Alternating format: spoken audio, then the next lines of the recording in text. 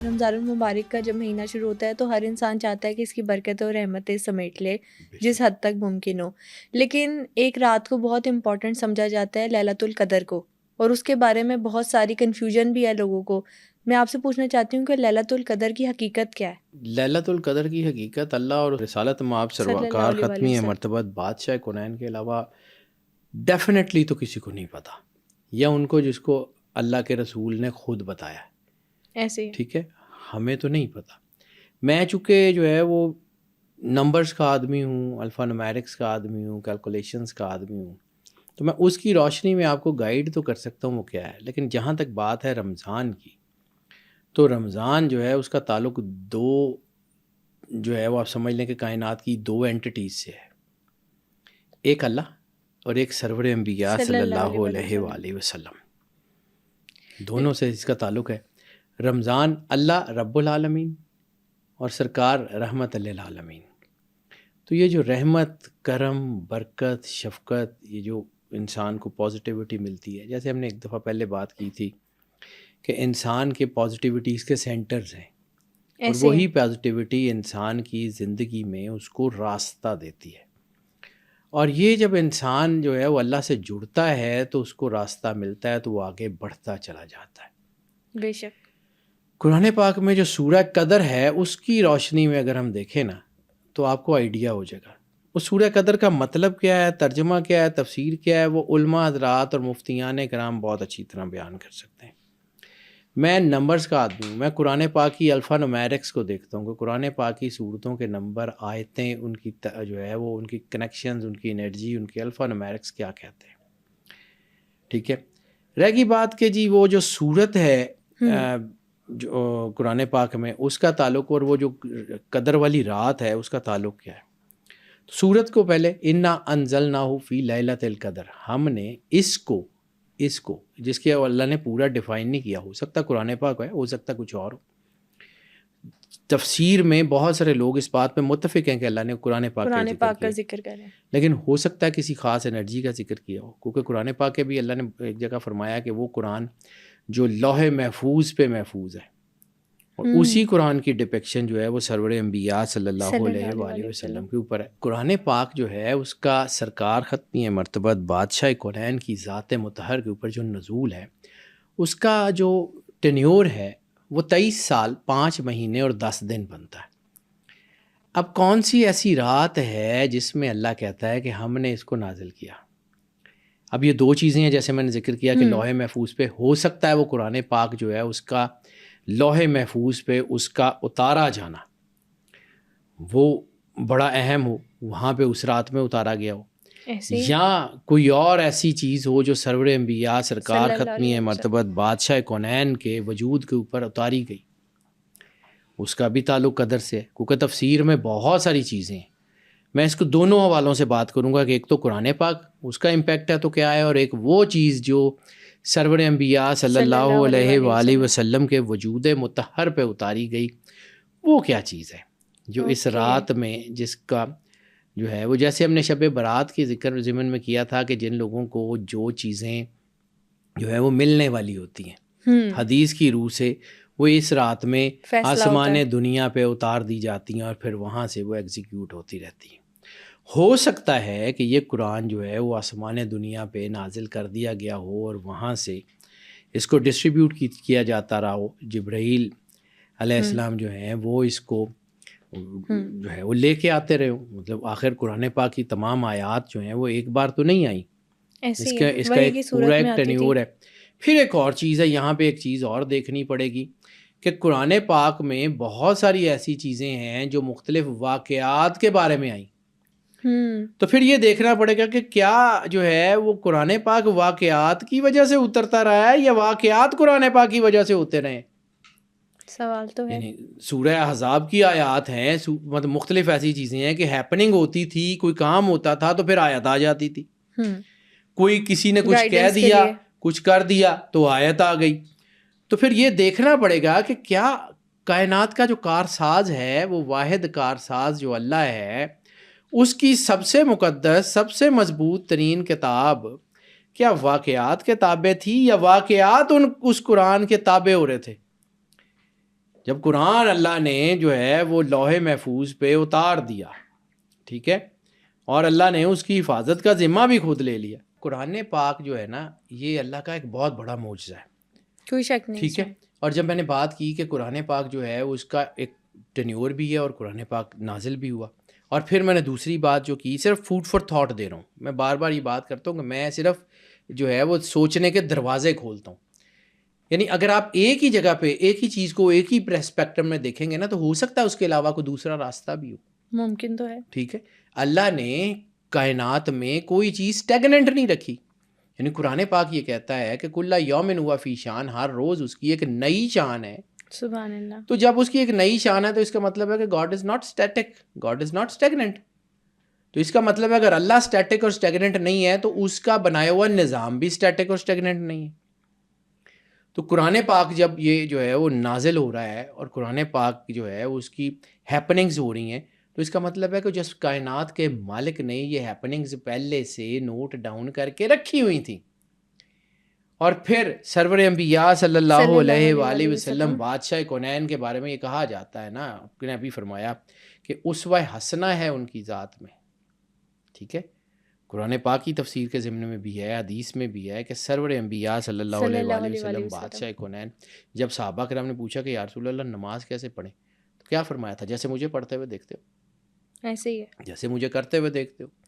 جو پہلا معجزہ ہے سرور انبیاء صلی اللہ علیہ وآلہ وسلم کا، تو وہ معجزہ تو کردار کا معجزہ ہے.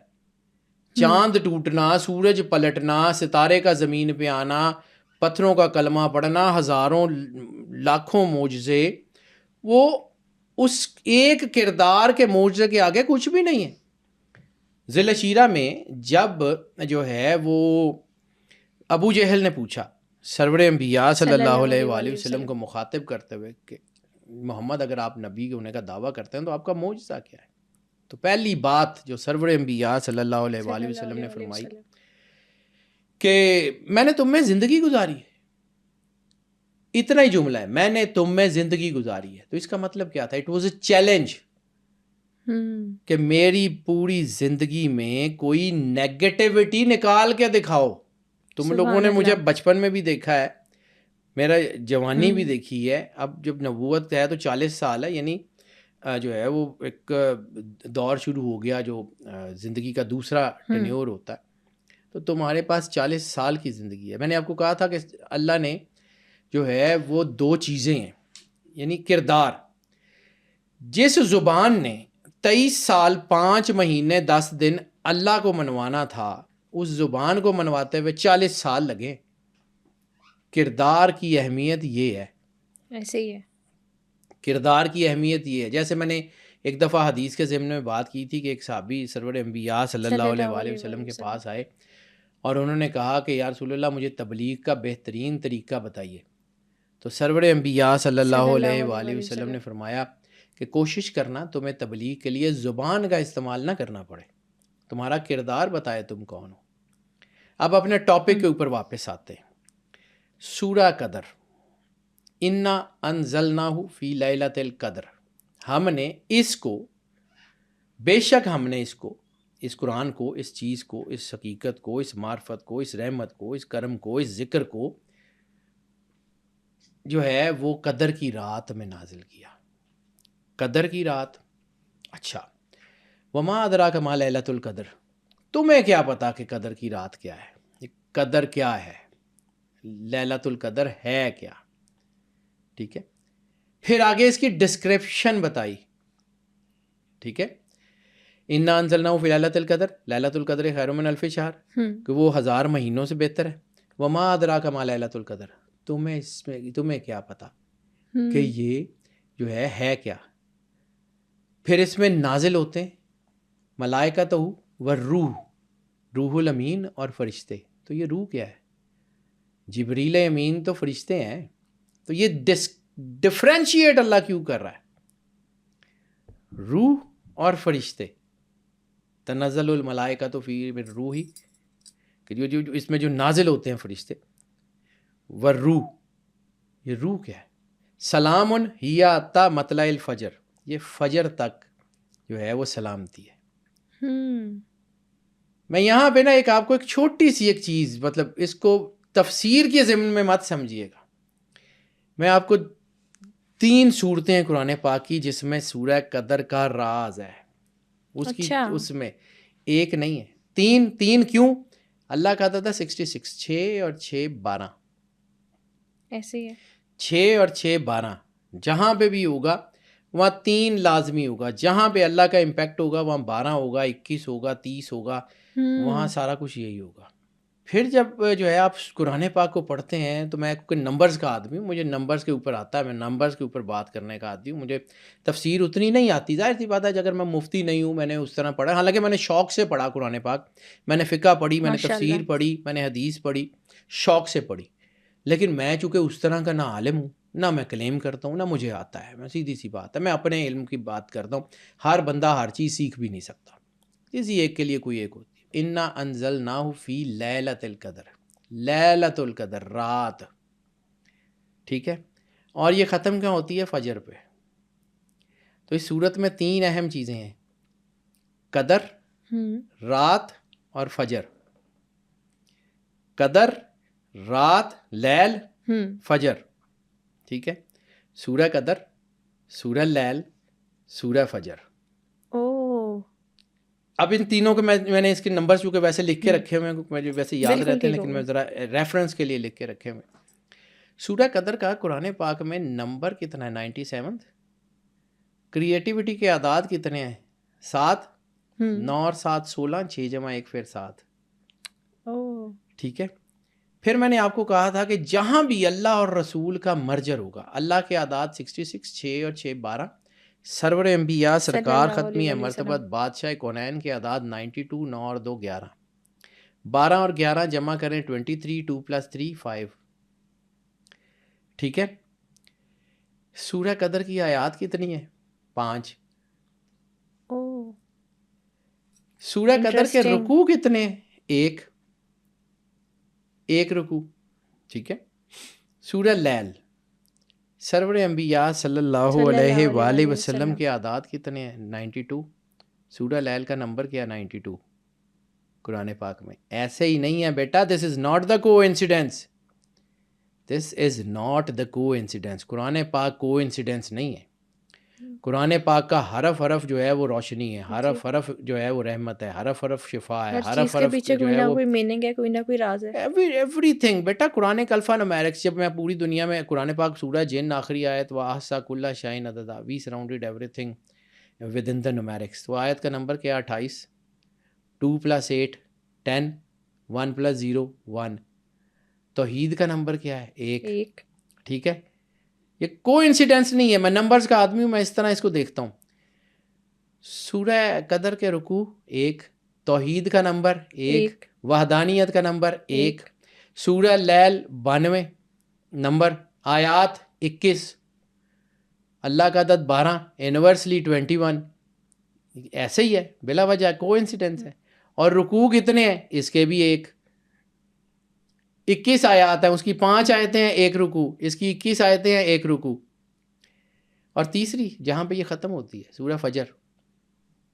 سورہ فجر کا اعداد نمبر کتنا ہے؟ 89. 8 اور 9 17، 7 اور 1 8. ٹھیک ہے. 8 نمبر ہے، 8 اور 9، 8 ہیپننگ کا، 9 تکمیل کا نمبر ہے. 8. اس کی آیتیں کتنی ہیں؟ 30. اللہ کا عدد 12، 3 کا عدد، 3 کا جو آپ نے کہا تھا نمبر آئے گا. ٹھیک ہے. 3 کا عدد. میں ایسے نہیں کہہ رہا، میں کیلکولیشن کا آدمی ہوں، میں ساری زندگی اس کو کیلکولیٹ کرتا رہتا ہوں، پھر بتا رہا ہوں آپ کو. آیتیں کتنی ہیں؟ 30. رکوع اس کا بھی 1 ہے، توحید کا نمبر. ٹھیک ہے، توحید کا نمبر ہے. اب ایک اور چیز آپ کو بتاؤں، سورہ فجر کا 8 اور 9 17، 8 تھا، ایسے ہی تھا. ٹھیک ہے. ان تینوں کی آیتیں 3 اور سورہ فجر کی جو ہے وہ 5. 21 کا بھی 3، 30 کا بھی 3، یعنی اس کو ایک کو سنگل کو 3 لے لیں، 5 اس میں جمع کریں 8، پھر سورہ فجر. یہ پورا ایک کیلکولیشن کا سسٹم ہے بیٹا. یہ قرآن پاک ایسے ہی عام سی کتاب نہیں ہے، یعنی قرآن پاک صرف عربی کی کتاب بھی نہیں ہے. یعنی آپ کیا سمجھتے ہیں کہ 40 ملکوں کی نیشنل لینگویج جو ہے وہ عربی ہے، گرامر بھی سیم ہے، سارا کچھ سیم ہے، اور قرآن پاک بھی عربی ہے. Then what is the difference between کلمات اللہ اینڈ کلمات العوام؟ قرآن پاک کے لفظوں کا سنٹیکس اتنا شاندار ہے کہ کائنات پوری کی انرجی جو ہے اس کو ٹرن کر دیتا ہے، اور دنیا ایسے ہی ساری جو ہے وہ 40 ملکوں کے لوگ عربی بولتے رہیں، کھ بھی نہیں ہوں. بالکل کیوں؟ ایسے ہی. یہ اللہ کی بنایا ہوا انرجی سسٹم ہے، اس کو پڑھیں تو پھر قدر کا راز معلوم ہوگا کہ وہ کہیں حجاب میں ہے، وہ کہیں رات میں ہے، اور پھر جب نکلتا ہے تو دل کی تاریکیوں کو دور کر کے ظاہر ہوتا ہے روشنی کی طرح. سبحان اللہ. وہ جیسے حضرت ابراہیم کے ضمن میں نے بات کی تھی کہ انہوں نے جو ہے وہ اپنے دل کے اندر ستارے کو چمکتے ہوئے دیکھا. تو نبی کے اوپر شرک کا شائبہ ہو سکتا ہے؟ کبھی نہیں. نبی ہوتا ہے جو اللہ کا چنا ہوا ہوتا ہے، اللہ کی طرف سے بھیجا گیا ہوتا ہے، اللہ کی طرف سے جو ہے وہ معصوم قرار دیا گیا ہوتا ہے، وہ گناہ کے قریب بھی نہیں جا سکتا. بالکل ایسے ہی ہے. تو پھر نبی نے یہ کیسے سوچا کہ وہ جو ستارہ ہے جو میرے دل کے اندر چمک رہا ہے وہ اللہ ہے؟ پھر وہ نبی نے یہ کیوں سوچا جب ستارہ ڈوب گیا؟ یہ میں نے پہلے بھی ذکر کیا تھا ایک پوڈ کاسٹ میں، لیکن اب میں اس کو تھوڑا سا صراحت سے بیان کرنا چاہ رہا ہوں. جب حضرت ابراہیم علیہ السلام نے اپنے دل میں نور کو دیکھا تو انہوں نے کہا کہ شاید یہ اللہ کا نور ہے، یہ اللہ ہے. تو جب وہ ختم ہو گیا تو پھر جو ہے انہوں نے کہا نہیں، میں یہ ڈوبنے والوں کو دوست نہیں رکھتا، یہ نہیں ہو سکتا. پھر وہ چاند کی طرح چمکا، پھر وہ بھی ختم ہو گیا. پھر سورج کی طرح چمکا، پھر وہ بھی ختم ہو گیا. پھر اس کے بعد جو اللہ کی تجلی نے حضرت ابراہیم کو جو ہے وہ ڈھانپا، اور پھر وہ خلیل اللہ کے مقام کے اوپر جو ہے وہ ان کو اللہ نے مقرر کیا، اللہ نے اپنا دوست بنایا. تو خلیل اللہ کو چھوٹا لیول تو نہیں ہے، ابو الانبیاء ہیں، بالکل ان کی اولاد میں نبیوں کو نبوت کو قرار دیا گیا. آپ اپنی نماز میں درود ابراہیمی نہ پڑھیں تو ہوتی نہیں ہے. سرکار ابراہیم علیہ الصلوۃ والسلام کا جو ذکر ہے وہ ایسے ہی انہی الفاظ کے ساتھ ہے. تو وہاں پہ جب اللہ نے جو سورہ ابراہیم میں جو ہے وہ ذکر کیا کہ چاند، سورج اور ستارہ، تو اس کا مطلب ہے کہ اللہ کی انرجی ان سارے نمبروں سے، ان چیزوں سے بیانڈ ہے. کوئی شک نہیں. ہم لوگ اس قرآن کو سمجھ ہی نہیں سکتے. سبع بطون کا جو کانسیپٹ ہے، یعنی ہمارے پاس ایک لفظی ترجمہ آ سکتا ہے، ہم اس کی تفسیر بیان کر سکتے ہیں ایک خاص اسپیکٹرم میں. اسی ایک آیت کے سینکڑوں ترجمے، سینکڑوں ڈائمینشنز ہو سکتی ہیں، ہمیں کیا پتا. ٹھیک ہے، جیسے فرشتوں نے اللہ کو کہا تھا لا علم لنا الا ما علمتنا، کہ جتنا تم نے علم دیا اتنا ہی ہے ہمارے پاس تو اس کے علاوہ کچھ نہیں. تو میں نمبرز میں چونکہ قرآن پاک کو پڑھتا ہوں اور مجھے پتا ہے کہ قرآن پاک کے معجزے کیا ہے، قرآن پاک کے الفا نومیرکس کے معجزے کیا ہیں، ان کے نمبرز کا. جیسے میں نے حروف مقطعات کی بات کی تھی تو مجھے نہیں پتا اس کا ترجمہ کیا ہے، اللہ جانے، اس کا رسول جانے. اللہ جب سرور انبیاء صلی اللہ علیہ وآلہ وسلم نے کہا کہ یہ اللہ اور اس کے رسول کا راز ہے، تو ہم کون ہوتے ہیں اس راز کو جان سکیں؟ لیکن ہم اس کی الفا نومیرکس کو پڑھتے ہیں، اس کے نمبرز کو پڑھتے ہیں.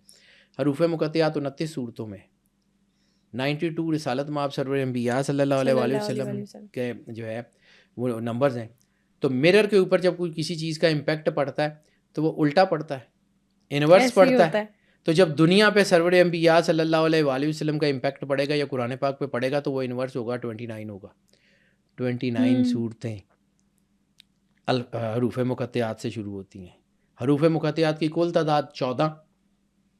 اللہ اور رسول جہاں مرجر ہوگا وہاں 5 ہوگا، 4 جمع 1 5. حروف مقطعات کے اندر جتنے لیٹرز استعمال ہوئے ہیں وہ بھی 14. یعنی اس کا مطلب ہے قرآن پاک اللہ اور اس کے بندے کا راز ہے. لیکن یہ سب کے لیے نہیں ہے، نہ سب کے لیے یہ کھلتا ہے. واصف علی واصف صاحب کا ایک جملہ یہاں پہ بہت خوبصورت ہے، وہ کمال ہی کر دیا. یہ کسی ایسے ذہن کے اوپر اترتا ہے جہاں اللہ کی تجلی ہو. آپ نے کہا تھا کہ قرآن پاک کی آیتوں میں اتنا حسن ہے کہ وہ جو ہے وہ ایسے شخص سے کہ جس کے اندر غیرت اور پاکیزگی نہ ہو وہ پردہ کر لیتی ہیں. سبحان اللہ. آیات کا مطلب کھلتا ہی نہیں ہے ان کے اوپر کہ جس کے اندر نیگیٹیوٹی ہو. قرآن پاک